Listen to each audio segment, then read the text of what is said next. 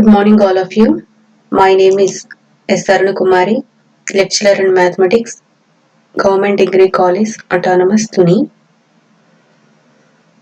Today we are going to learn what is a subspace and what is the condition to become a vector subspace. So before going to that, I want to recollect the definition of a vector space. So what is a vector space? Let V be a non-empty set whose elements are called vectors. Let F be any set whose elements are called scalars, where F plus dot is a field. The set V is said to be a vector space if there is defined an internal composition in V called addition of vectors denoted by plus, for which V plus is an abelian group. And the second condition, there is defined an external composition in V over F called the scalar multiplication in which A into alpha belongs to V for all A belongs to F and for all alpha belongs to V. And the third one, the above two compositions satisfy the following postulates. A into alpha plus beta equal to A alpha plus A beta for all alpha beta belongs to V and A belongs to F. Second one, A plus B into alpha equal to A alpha plus B alpha for all alpha belongs to V and A comma B belongs to F. Third one, AB into alpha equal to A into B alpha. Fourth one, A into alpha equal to alpha. So this is the broad definition of a vector space. So what is a vector space? So you have already learned group in your third semester, in second year. So what is a group? Group means it is an algebraic structure equipped with a binary operation. A non-empty set together with a binary operation obeying the three conditions: associative property, identity, inverse. If it obeys these three conditions, then it becomes a group. And now in this final year, in paper 5, ring theory and vector calculus, you have learnt about ring. So in what is the difference between ring and a group? So in a group you are having only one binary operation, whereas in ring you are having two binary operations, namely addition and multiplication. So generally it is denoted by R plus dot, and if the ring obeys further more conditions, then it becomes a field. So when will it become a field? So what are the conditions to become a field? If the ring obeys commutative property and every non-zero element is a unit, or you can say invertible, and one belongs to the ring R, then that ring generally converts into a field. We denote that ring as F. F means field. So why I recalled all those things means in the definition of vector space we use the term field. So in the vector space you are having two sets, namely one V set of all vectors, whereas F set of all scalars. So you are having two sets, one is vector space vectors V, another one scalars F, and also you are having two binary operations. So these binary operations are somewhat different than what we have used. Means ordinary addition different to ordinary addition, multiplication, etc. So what is addition here? So in the set V we are having only vectors as the components, vectors as the elements. So we combine these vectors by particular binary operation called as vector addition, and one vector from set V and another scalar from A from F. If we associate those two things, vector and scalar, together with a operation namely called as multiplication, that particular multiplication by a scalar number is called scalar multiplication. So in the vector space Vf, we are having two sets V and F. At the same time, you are having two binary operation vector addition, or you can say internal composition, and scalar multiplication or external composition.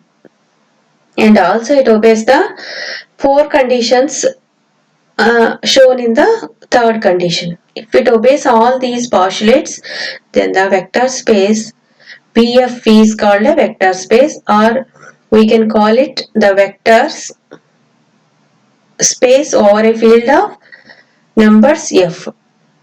So this is the definition of vector space. I think you are much familiar with this definition. I want to explain what is a vector subspace and theorems on it.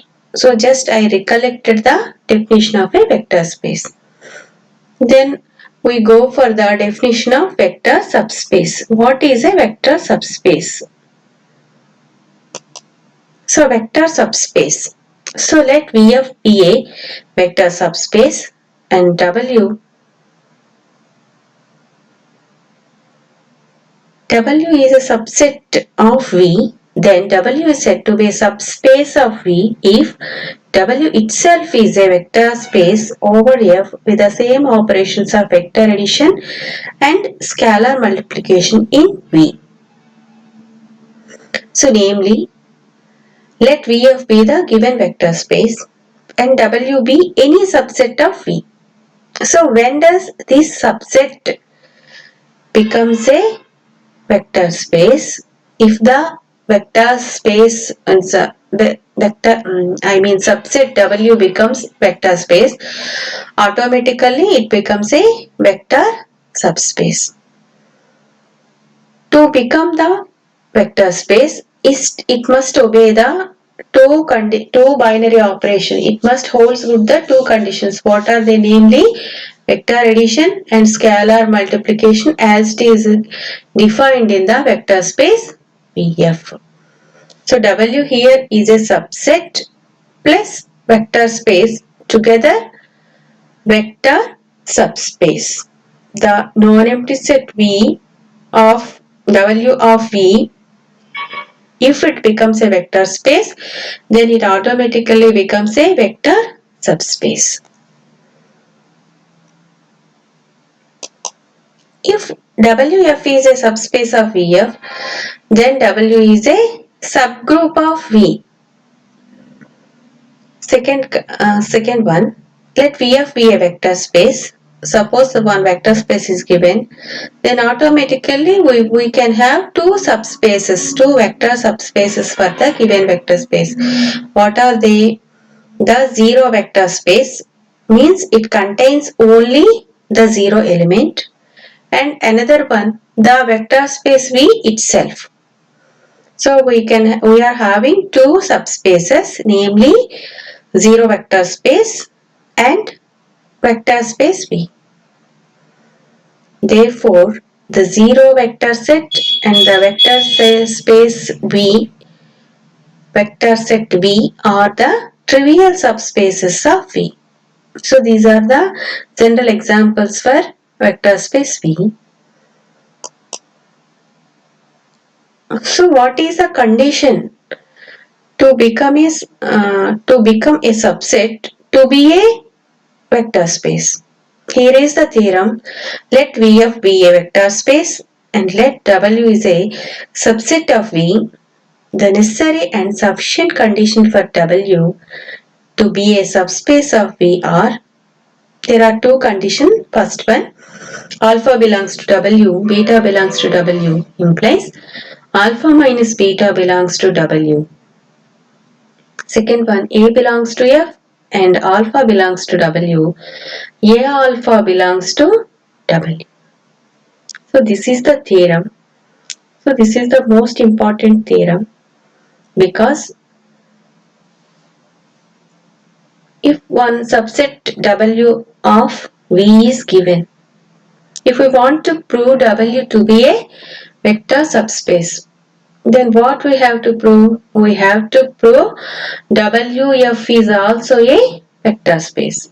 For proving vector space, we have to prove all the conditions given in the definition of a vector space. Means we have to prove W with respect to addition forms an abelian group, and scalar multiplication should be defined, and 4 postulates of condition 3 should be verified. But by checking only these two conditions, we can say that whether that subset becomes a vector subspace. Means we can easily verify whether the given subset is a vector subspace or not. So what is given here? Go for the proof of the theorem.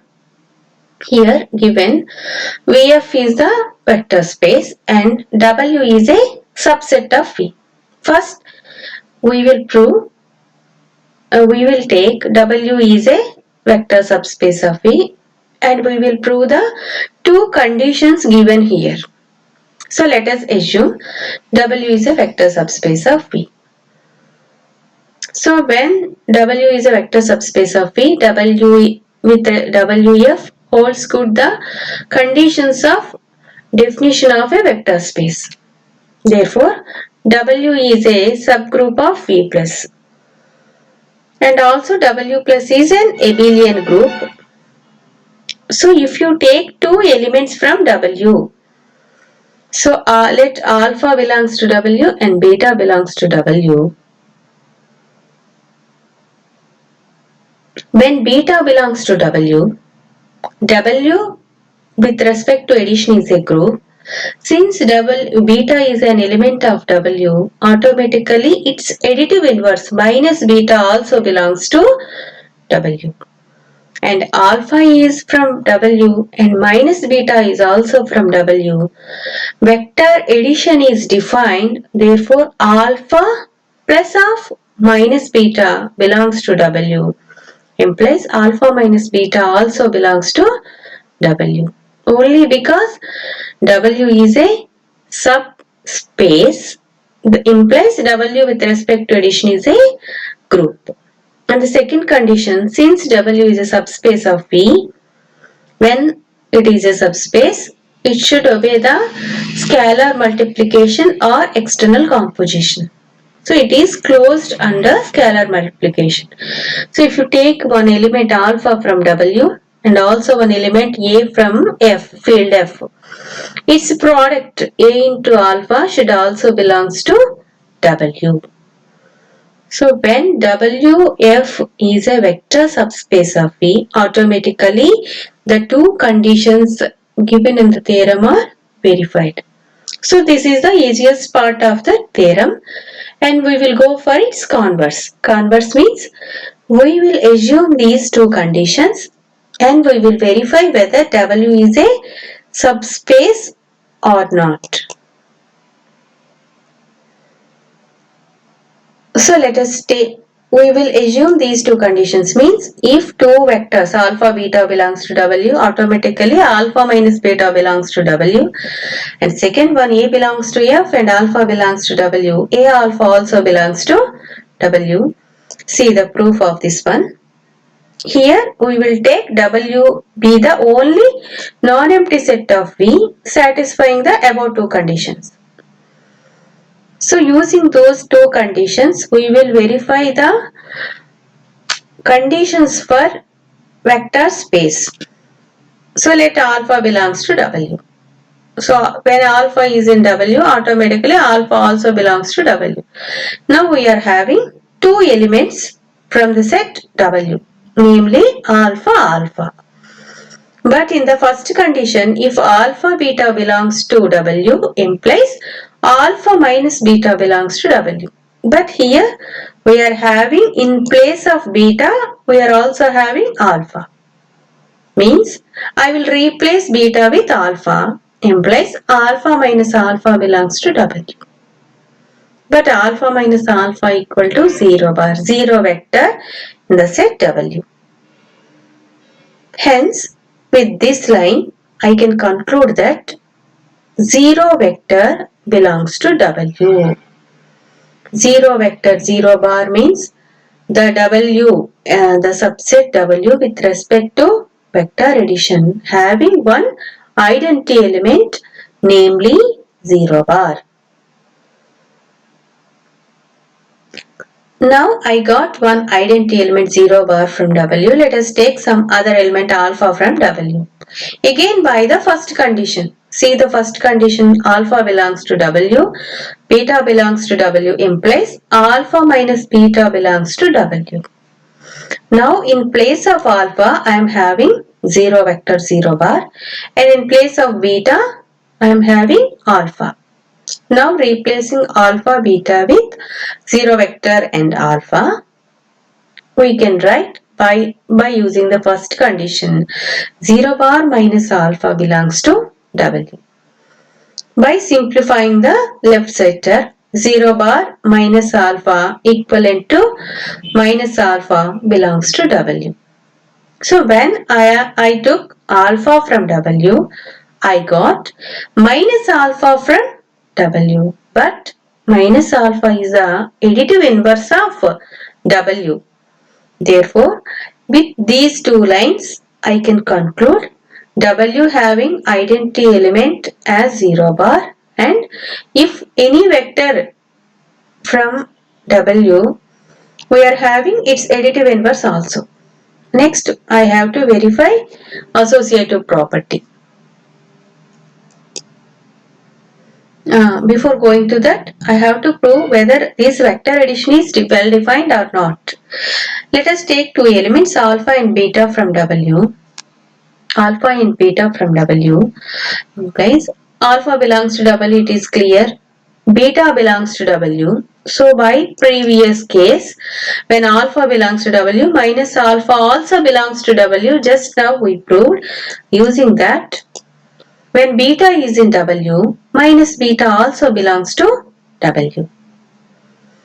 Here I am having two elements, alpha from W and minus beta also from W.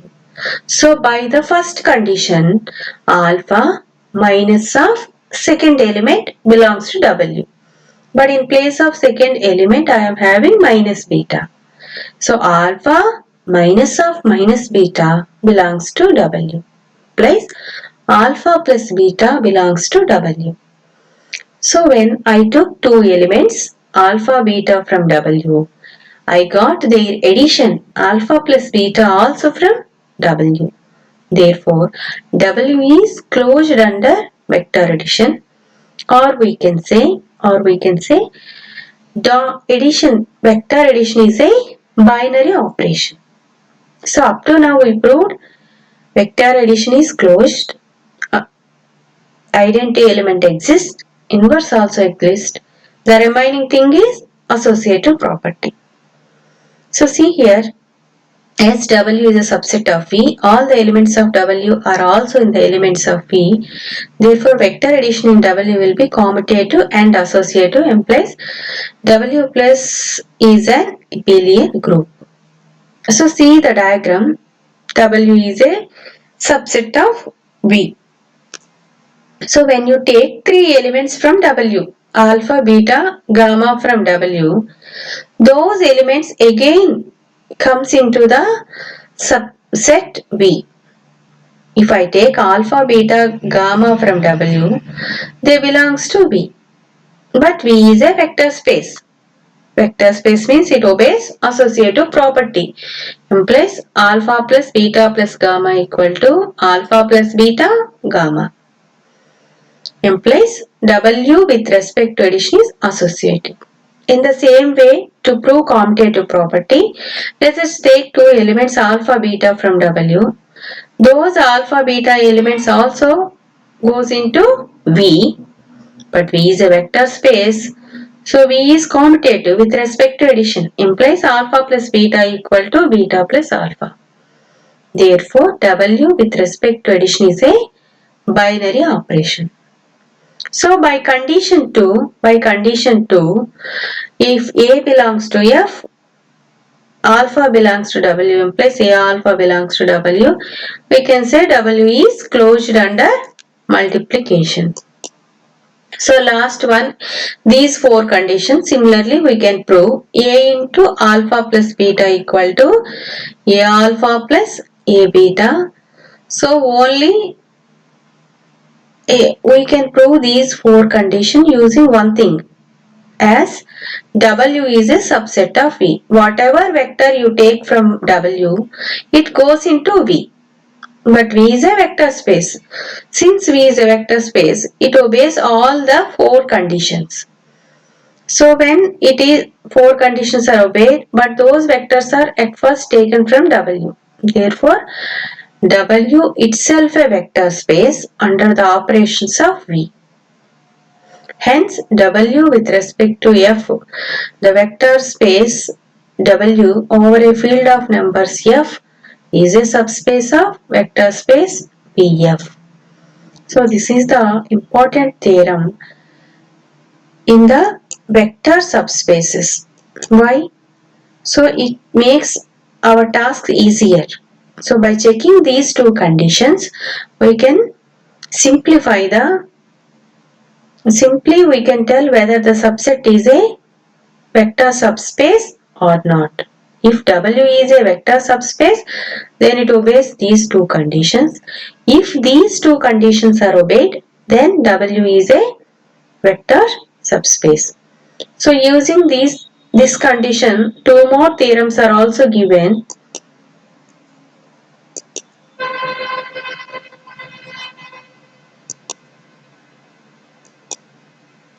So this is one condition. So let Vf be a vector space and let W contained in V. The necessary sufficient condition for W to be a subspace of V is if A belongs to F and alpha beta belongs to W, implies A alpha plus beta belongs to W.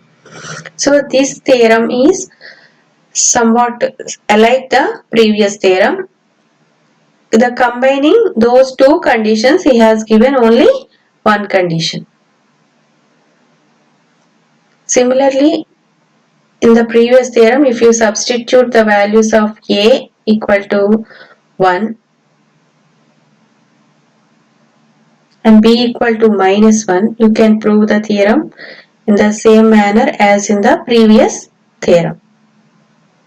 And next we go for algebra of subspaces. Until now we have learned what is a vector subspace and what is a criteria condition to become a vector subspace. Thank you. Thank you very much.